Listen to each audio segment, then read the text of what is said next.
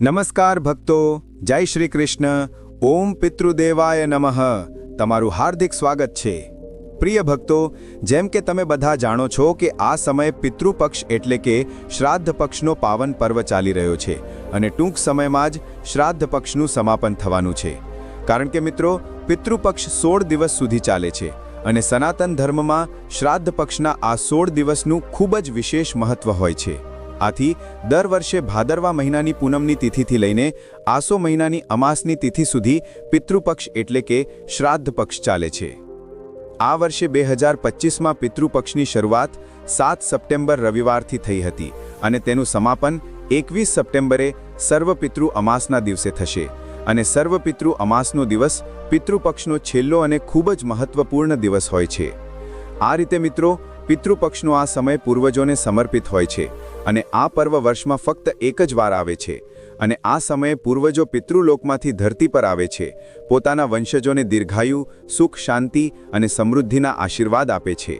આથી લોકો પોતાના પૂર્વજોની આત્માની શાંતિ અને મોક્ષ માટે પિતૃપક્ષમાં શ્રાદ્ધ અને તર્પણ કરે છે અને બ્રાહ્મણોને ભોજન કરાવે છે, જેથી પૂર્વજો એટલે કે પિતૃઓની આત્માને મુક્તિ મળવાની સાથે તેમને મોક્ષની પ્રાપ્તિ થઈ શકે. જે લોકો પિતૃપક્ષમાં પોતાના પૂર્વજોનું શ્રાદ્ધ કર્મ, પિંડદાન અને તર્પણ કરે છે, તેમને પિતૃઓની અસીમ કૃપા અને આશીર્વાદ પ્રાપ્ત થાય છે અને પિતૃઓ ખુશ થાય છે, જેનાથી પિતૃઓની કૃપાથી આખા ઘર પરિવારની દિવસ-રાત ચોગણી પ્રગતિ થાય છે. જી હા મિત્રો, તમે સાચું સાંભળ્યું. અને આપણા શાસ્ત્રો પણ કહે છે કે જે ઘરમાં પિતૃઓનું માન સન્માન થાય છે, તેમની પૂજા પાઠ કરવામાં આવે છે, જે ઘરમાં પિતૃઓના આશીર્વાદ હોય છે અને સમયાંતરે શ્રાદ્ધ તર્પણ કરવામાં આવે છે, તે ઘરમાં ક્યારેય કોઈ વસ્તુની કમી રહેતી નથી. જે સાધકો પિતૃપક્ષ દરમિયાન કે અન્ય સામાન્ય દિવસોમાં પિતૃઓની પૂજા નથી કરતા, શ્રાદ્ધ કર્મ નથી કરતા, પિંડદાન તર્પણ નથી કરતા, તેમને આખા જીવનમાં મુશ્કેલ સમસ્યાઓનો સામનો કરવો પડે છે. તેમનું જીવન દુઃખોથી ભરાઈ જાય છે, હંમેશા દરેક કાર્યમાં નિષ્ફળતા મળે છે અને તેમની આવનારી પેઢીને ભયંકર પિતૃદોષનો સામનો કરવો પડે છે. કારણ કે મિત્રો, ભાઈઓ બહેનો, પિતૃઓને ભગવાન સમાન માનવામાં આવે છે અને તેમની પૂજા કરવી આપણી ફરજ છે. આથી ભક્તો, હવે થોડા જ દિવસોમાં સર્વપિતૃ અમાસના દિવસે પિતૃપક્ષનું સમાપન થઈ જશે અને તમને બધાને જણાવી દઈએ કે હિન્દુ ધર્મમાં સર્વપિતૃ અમાસનું વિશેષ મહત્વ છે. કારણ કે આ દિવસે બધા પિતૃઓ પોતાના વંશજો પાસેથી વિદાય લઈને ફરીથી પિતૃલોકમાં ચાલ્યા જાય છે અને લોકો દ્વારા પોતાના પિતૃઓને શ્રાદ્ધ અને તર્પણના માધ્યમથી સર્વપિતૃ અમાસના શુભ અવસર પર વિદાય આપવામાં આવે છે. સાથે જ દર વર્ષે આસો મહિનાના કૃષ્ણ પક્ષની અમાસની તિથિએ સર્વપિતૃ અમાસ મનાવવામાં આવે છે અને આ દિવસ તે પિતૃઓ માટે વિશેષ હોય છે જેમની મૃત્યુતિથિ જાણીતી નથી અથવા જેમનું કોઈ કારણસર સમયસર શ્રાદ્ધ કરવામાં આવ્યું નથી. તેથી જ તેને બધા પિતૃઓની અમાસ કહેવામાં આવે છે. કારણ કે આ દિવસે બધા પિતૃઓનું શ્રાદ્ધ તર્પણ કરવામાં આવે છે, જેનાથી પૂર્વજોની આત્માને શાંતિ મળે અને જીવન સુખમય બની જાય. આથી મિત્રો, જો તમે હજુ સુધી પિતૃપક્ષમાં તમારા પૂર્વજોનું શ્રાદ્ધ નથી કર્યું અથવા તમે શ્રાદ્ધ કરવાનું ભૂલી ગયા છો અથવા તમને મૃત્યુની તિથિની જાણકારી નથી, તો તમે સર્વપિતૃ અમાસ પર તે બધાનું શ્રાદ્ધ તર્પણ કરી શકો છો અને તમારા પૂર્વજોની કૃપા પ્રાપ્ત કરી શકો છો. પણ મિત્રો, આ વખતે વર્ષ 2025ની સર્વપિતૃ અમાસ વધુ ખાસ માનવામાં આવી રહી છે, કારણ કે આ જ દિવસે વર્ષનું બીજું અને અંતિમ સૂર્યગ્રહણ પણ પડી રહ્યું છે. જી હા મિત્રો, સર્વપિતૃ અમાસના દિવસે સૂર્યગ્રહણ લાગવા જઈ રહ્યું છે અને આવો સંયોગ 100 વર્ષ પછી બન્યો છે, જ્યારે પિતૃપક્ષમાં ચંદ્રગ્રહણ 7 સપ્ટેમ્બરના રોજ, જે દિવસે પિતૃપક્ષની શરૂઆત થઈ હતી, અને સૂર્યગ્રહણ 21 સપ્ટેમ્બરના રોજ, એટલે કે સર્વપિતૃ અમાસના દિવસે, એટલે કે પિતૃપક્ષનો છેલ્લો દિવસ હશે. આ એક અત્યંત દુર્લભ ઘટના છે. આથી મિત્રો, હવે આ સવાલ ઊભો થાય છે કે સર્વપિતૃ અમાસના દિવસે શ્રાદ્ધ કરવામાં આવશે કે નહીં? શ્રાદ્ધ કરવું શુભ હશે કે નહીં? કારણ કે જ્યાં સુધી તમે તમારા પિતૃઓનું શ્રાદ્ધ કર્મ, પિંડદાન અને તર્પણ નહીં કરો, ત્યાં સુધી તમારા પૂર્વજોને શાંતિ નહીં મળે, જેનાથી તમને તમારા પૂર્વજોના આશીર્વાદ પ્રાપ્ત નહીં થાય અને તેઓ તમારાથી નારાજ રહેશે. અને જો પૂર્વજો નારાજ રહેશે, તો તમે જે પણ કામ કરશો, તમને તે કાર્યમાં નિષ્ફળતા મળશે, તમારા કામ પણ બગડી જશે.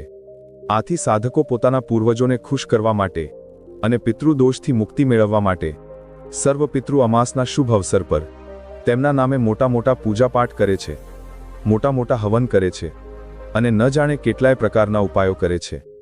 જુદી જુદી વસ્તુઓનું દાન કરે છે પરંતુ મિત્રો, શાસ્ત્રોમાં કેટલીક એવી ચમત્કારી વસ્તુઓનું વર્ણન કરવામાં આવ્યું છે જે વસ્તુઓને તમે સર્વપિતૃ અમાસના દિવસે તમારા પિતૃઓને શ્રદ્ધાભાવથી અર્પણ કરી દો.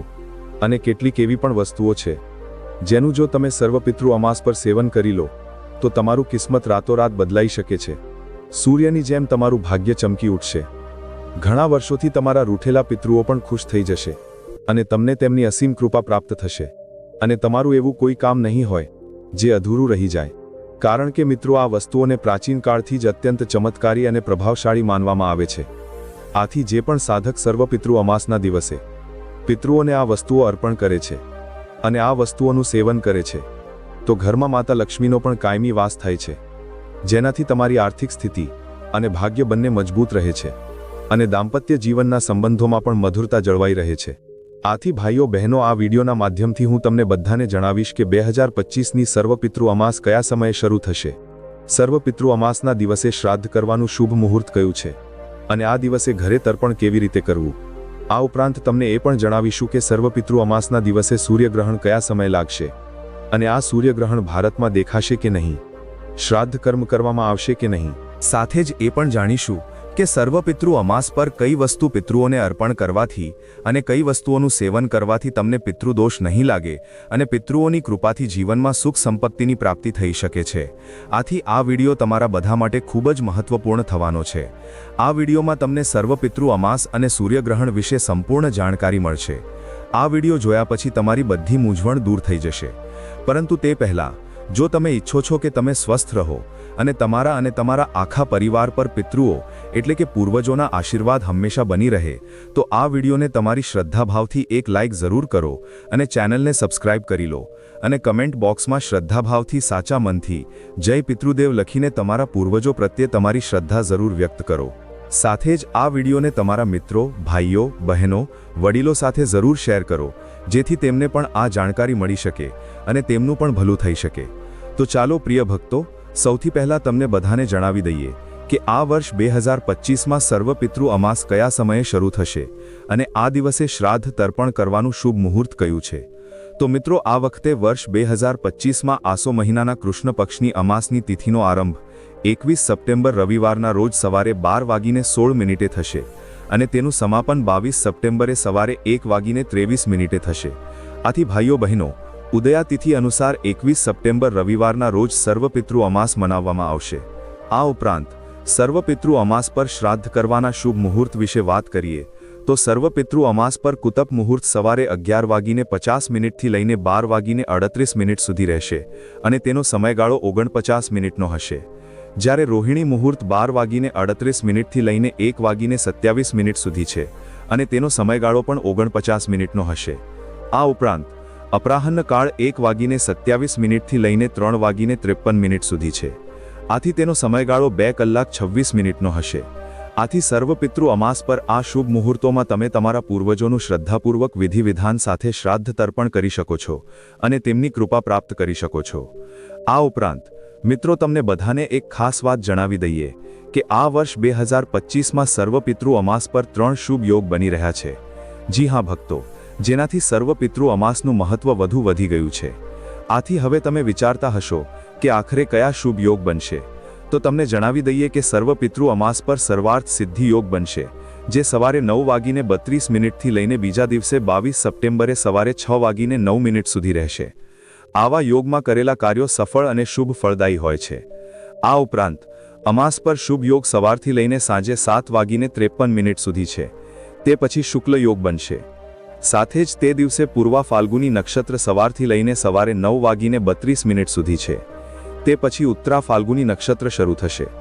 ચાલો મિત્રો, હવે તમને તે જાણકારી આપીએ જેની તમે આતુરતાપૂર્વક રાહ જોઈ રહ્યા હશો કે સર્વપિતૃ અમાસ પર લાગનારું સૂર્યગ્રહણ ક્યારે શરૂ થશે, ક્યાં ક્યાં દેખાશે, ભારતમાં દેખાશે કે નહીં, શ્રાદ્ધ તર્પણ કરવું કે નહીં. તો પ્રિય ભક્તો, ભારતીય સમય અનુસાર સૂર્યગ્રહણ 21 સપ્ટેમ્બર રવિવારની રાત્રે 10:59 થી શરૂ થઈને મોડી રાત્રે 3:23 સુધી રહેશે. આથી તમને જણાવી દઈએ કે 21 સપ્ટેમ્બર રવિવારના રોજ દેખાનારું સૂર્યગ્રહણ ભારતમાં દેખાશે નહીં. આ સૂર્યગ્રહણ ભારતમાં નહીં દેખાય તેથી તેનો સૂતકકાળ પણ ભારતમાં માન્ય રહેશે નહીં. જેના પરિણામે સર્વ પિતૃ અમાસના શુભ અવસર પર શ્રાદ્ધ અને તર્પણ જેવા ધાર્મિક કાર્યો કોઈ પણ રોકટોક વગર કરી શકાશે.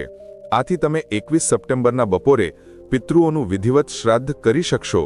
સાથે જ સૂતકકાળ ન લાગવાને કારણે આ દિવસે ન તો મંદિરોના કપાટ બંધ રહેશે અને ન તો પૂજાપાઠ કે અન્ય ધાર્મિક કાર્યોમાં કોઈ અવરોધ આવશે. તો હવે મિત્રો સવાલ ઊભો થાય છે કે આખરે આ સૂર્યગ્રહણ ક્યાં ક્યાં દેખાશે? અને આ વાત તમે પણ વિચારતા હશો કે આખરે આ સૂર્યગ્રહણ ભારતમાં નહીં લાગે તો ક્યાં ક્યાં લાગશે? તો ચાલો તમારી આ મૂંઝવણ પણ દૂર કરી દઈએ. તો સર્વ પિતૃ અમાસ પર લાગનારું આ સૂર્યગ્રહણ ઓસ્ટ્રેલિયા, એન્ટાર્કટિકા, આફ્રિકા, હિન્દ મહાસાગર, દક્ષિણ પ્રશાંત, એટલાન્ટિક અને દક્ષિણી મહાસાગર સહિત પોલિનેશિયા, મેલાનેશિયા અને એશિયાના કેટલાક ભાગોમાં દેખાશે. આ ઉપરાંત ન્યૂઝીલેન્ડના મુખ્ય શહેરો જેવા કે ઓકલેન્ડ, ક્રાઇસ્ટચર્ચ, વિલિંગ્ટન અને નોર્થ ફોક દ્વીપનું કિંગસ્ટન પણ આ ખગોળીય ઘટનાના સાક્ષી બનશે અને ત્યાં આ ગ્રહણ લાગશે અને દેખાશે પણ. પરંતુ આ ગ્રહણ ભારતમાં દેખાશે નહીં. તેથી સર્વ પિતૃ અમાસ પર તમે નિશ્ચિંત થઈને તમારા પૂર્વજોનું શ્રાદ્ધ તર્પણ કરી શકો છો, દાન કરી શકો છો. આનાથી તમને શ્રાદ્ધ તર્પણ કરવાનું સંપૂર્ણ ફળ પ્રાપ્ત થશે અને તમારા પિતૃઓ પણ ખુશ થઈ જશે અને તમારી અધૂરી મનોકામના પણ પિતૃઓની કૃપાથી પૂર્ણ થશે. ચાલો ભક્તો, હવે વાત કરીએ કે સર્વ પિતૃ અમાસ પર ઘરે તર્પણ કેવી રીતે કરવું. કારણ કે સર્વ પિતૃ અમાસ પર તર્પણ કરવું ખૂબ જ મહત્વપૂર્ણ હોય છે. તેના વગર શ્રાદ્ધ અધૂરું હોય છે. તો આ માટે મિત્રો સર્વ પિતૃ અમાસ પર સવારે વહેલા ઉઠીને સ્નાન કરી લો અને સ્નાનના પાણીમાં થોડું ગંગાજળ ભેળવીને સ્નાન કરો. પછી સ્વચ્છ કપડાં પહેરો અને આખા દિવસ માટે સંકલ્પ લો. પછી સૂર્યદેવને અર્ધ્ય આપીને દેવી દેવતાઓની શ્રદ્ધાપૂર્વક વિધિ વિધાન સાથે પૂજા અર્ચના કરો. તે પછી સર્વ પિતૃ અમાસ પર શુભ મુહૂર્તમાં દક્ષિણ દિશા તરફ મુખ કરીને જમીન પર બેસો. ધ્યાન રાખો કે જમીન પર બેસવાનું છે અને ઘણા ભાઈઓ આ ભૂલ જરૂર કરે છે. આથી આ વાતનું વિશેષ ધ્યાન રાખવું જોઈએ. તે પછી તાંબાના લોટામાં જમ, તલ, ચોખા, ગાયનું કાચું દૂધ, સફેદ ફૂલ, ગંગાજળ અને પાણી ભેળવીને રાખો. સાથે જ કુશા હાથમાં લઈને અંગૂઠાના માધ્યમથી જળ અર્પણ કરો. આ ક્રિયા લગભગ 11 વાર કરો અને પિતૃઓનું, તમારા પૂર્વજોનું સાચા મનથી ધ્યાન કરો. તે પછી ગાયના છાણથી બનેલા ગોવરમાં ગોળ, ઘી, ખીર, પૂરી વગેરે અર્પણ કરીને ભોગ લગાવો. સાથે જ જળ લઈને અંગૂઠાથી પિતૃઓને અર્પણ કરો. આ ઉપરાંત ભોજનમાંથી થોડું ભોજન કાઢીને ગાય, કૂતરા, કાગડા, કીડી અને દેવતાઓ માટે અલગ અલગ કાઢો. પછી અંતમાં ગરીબો, જરૂરિયાતમંદો અથવા પછી કોઈ બ્રાહ્મણને દાન અને દક્ષિણા આપો તથા જરૂરિયાતમંદોને ભોજન જરૂર કરાવો. કારણ કે મિત્રો, સર્વ પિતૃ અમાસ પર દાન કરવાથી તેનું અનેક ગણું ફળ પ્રાપ્ત થાય છે અને તમને અક્ષય પુણ્યની પ્રાપ્તિ થાય છે. મિત્રો, ચાલો હવે તમને જણાવીએ કે સર્વ પિતૃ અમાસ પર કઈ વસ્તુ પિતૃઓને અર્પણ કરવાથી અને કઈ વસ્તુઓનું સેવન કરવાથી જન્મ જન્મનો પિતૃ દોષ દૂર થઈ જાય છે અને જીવનમાં શુભ પરિણામ જોવા મળે છે. પણ જો હજુ સુધી તમે આ વિડીયોને લાઇક નથી કર્યો તો આ વિડીયોને એક લાઇક જરૂર કરો અને ચેનલને સબસ્ક્રાઇબ કરવાનું ભૂલશો નહીં. નંબર 1, અડદની દાળ. પ્રિય ભક્તો, સર્વ પિતૃ અમાસ પર અડદની દાળનો પિતૃઓને ભોગ એટલે કે પિતૃઓને અર્પણ કરવું અને દાન કરવું, સાથે જ તેનું શાક બનાવવું અને સેવન કરવું અત્યંત પુણ્યકારી માનવામાં આવ્યું છે. કારણ કે મિત્રો, અડદની દાળને તૃપ્તિ અને બળનું પ્રતીક માનવામાં આવે છે. સાથે જ શાસ્ત્રોમાં તેનો ઉપયોગ શ્રાદ્ધ કર્મમાં અનિવાર્ય જણાવવામાં આવ્યો છે. આથી સર્વ પિતૃ અમાસ પર અડદની દાળ પિતૃઓને અર્પણ કરો અને તેનું સેવન કરો અથવા દાન કરો. આમ કરવાથી પિતૃઓ તૃપ્ત થઈને વંશજોને બળ, બુદ્ધિ અને સ્વાસ્થ્યના આશીર્વાદ આપે છે. આ ઉપરાંત મિત્રો, અડદની દાળ ભગવાન શનિદેવનું પ્રતીક હોય છે. આમ કરવાથી તમને ભગવાન શનિના દોષોથી પણ મુક્તિ મળશે અને જીવન સુખમય થઈ જશે. નંબર 2, કોળું. પ્રિય ભક્તો, આમ તો દરરોજ ઘરમાં કોળાનું શાક બનાવવામાં આવે છે, પણ શું તમે જાણો છો કે સર્વ પિતૃ અમાસ પર કોળાનું શાક બનાવવાથી તેનું મહત્વ વધુ વધી જાય છે? કારણ કે મિત્રો, સર્વ પિતૃ અમાસ પર કોળાનું શાક બનાવવાથી જીવનમાં સુખ, શાંતિ અને સમૃદ્ધિ બની રહે છે અને જીવનમાં શુભ પરિણામ જોવા મળે છે. આથી જ્યારે તમે સર્વ પિતૃ અમાસ પર કોળાનું શાક બનાવો તો પહેલાં તેમાંથી થોડું શાક પિતૃઓને અર્પણ કરો, પછી તેનો પ્રસાદ તરીકે સેવન કરો. આમ કરવું અત્યંત શુભ માનવામાં આવ્યું છે અને આ વાત તમે જાણતા પણ હશો, કારણ કે કોળું સાત્વિક શાકભાજી હોય છે અને તેને માતા લક્ષ્મીનું પ્રતીક માનવામાં આવે છે. આથી તેનું સેવન કરવું અને પિતૃઓને અર્પણ કરવાથી ઘરમાં માતા લક્ષ્મીનો કાયમી વાસ થાય છે અને ઘર પરથી નકારાત્મક ઉર્જાનો દુષ્પ્રભાવ પણ દૂર થઈ જાય છે. નંબર 3, ચોખા, અક્ષત, ભક્તો. સર્વ પિતૃ અમાસ પર પિતૃઓને ચોખાનો ભોગ લગાવવો અત્યંત શુભ અને ફળદાયી માનવામાં આવ્યો છે, કારણ કે ચોખાને શુદ્ધતા અને સંતોષનું પ્રતીક માનવામાં આવે છે. આ ઉપરાંત ચોખાનો ઉપયોગ પૂજાપાઠમાં, હવનમાં વિશેષ રીતે કરવામાં આવે છે, અને આ એક એવું અનાજ છે જેમાં સાત્વિકતા અને ઊર્જા બંને રહેલા છે. આથી પિતૃઓ માટે સાદા ચોખા, ખીચડી કે દૂધ ચોખા બનાવીને અર્પણ કરવામાં આવે છે. એવી માન્યતા છે કે ચોખાથી તૃપ્ત થઈને પિતૃઓ પોતાની સંતાનોને અન્ન, સમૃદ્ધિ અને સુખ શાંતિના આશીર્વાદ આપે છે. સાથે જ જો તમે સર્વ પિતૃ અમાસ પર ચોખાનું દાન કરશો તો તમને માં અન્નપૂર્ણાની પણ વિશેષ કૃપા પ્રાપ્ત થશે, જેનાથી તમને જીવનમાં ક્યારેય અન્નની સમસ્યાનો સામનો કરવો નહીં પડે. જ્યારે તમે એ વાત પણ જાણતા હશો કે પિતૃઓનું શ્રાદ્ધ ચોખાના ભોગ વગર અધૂરું માનવામાં આવે છે, આથી સર્વ પિતૃ અમાસ પર ચોખાને કુશા અને તલ સાથે અર્પણ કરવું વધુ પુણ્યદાયી હોય છે, અને આમ કરવાથી પિતૃઓને સુખ શાંતિ મળે છે, અને પિતૃઓની કૃપાથી તમારું દુર્ભાગ્ય પણ સુખ અને સૌભાગ્યમાં બદલાઈ જશે. નંબર 4, દૂધ અને દહીં. પ્રિય મિત્રો, દૂધ અને દહીંને સાત્વિકતા અને શીતળતાનું પ્રતીક માનવામાં આવ્યું છે. આથી શ્રાદ્ધ અને તર્પણમાં ગાયનું દૂધ અને તેમાંથી બનેલું દહીં વિશેષ મહત્વ ધરાવે છે. આથી તમારે સર્વ પિતૃ અમાસ પર પિતૃઓને દૂધ અને દહીં જરૂર અર્પણ કરવું જોઈએ, અને પ્રસાદ તરીકે તેનું સ્વયં સેવન કરવું જોઈએ. આમ કરવાથી પિતૃઓ પ્રસન્ન થશે, અને કહેવાય છે કે જે ઘરમાં પિતૃઓ ખુશ રહે છે, પિતૃઓનું માન સન્માન થાય છે, તે ઘર પરિવારની દિવસ રાત ચોગણી પ્રગતિ થાય છે. પણ તમારે આ વાતનું વિશેષ ધ્યાન રાખવું જોઈએ કે જે દૂધ દહીં તમે લઈ રહ્યા છો તે સંપૂર્ણપણે શુદ્ધ હોવું જોઈએ, નહીં તો તમને તેના અશુભ પરિણામો જોવા મળશે. નંબર 5, ઘી. મિત્રો, ગાયને હિન્દુ ધર્મમાં માતાનો દરજ્જો આપવામાં આવ્યો છે, અને જ્યારે વાત ગાયના શુદ્ધ દેશી ઘીની આવે તો તેને અમૃત સમાન માનવામાં આવે છે, કારણ કે તેને શાસ્ત્રોમાં જ નહીં પણ આયુર્વેદમાં પણ તેનું ખૂબ જ વિશેષ મહત્વ હોય છે. સાથે જ પિતૃઓના ભોગમાં ઘીનું સ્થાન સૌથી ખાસ હોય છે.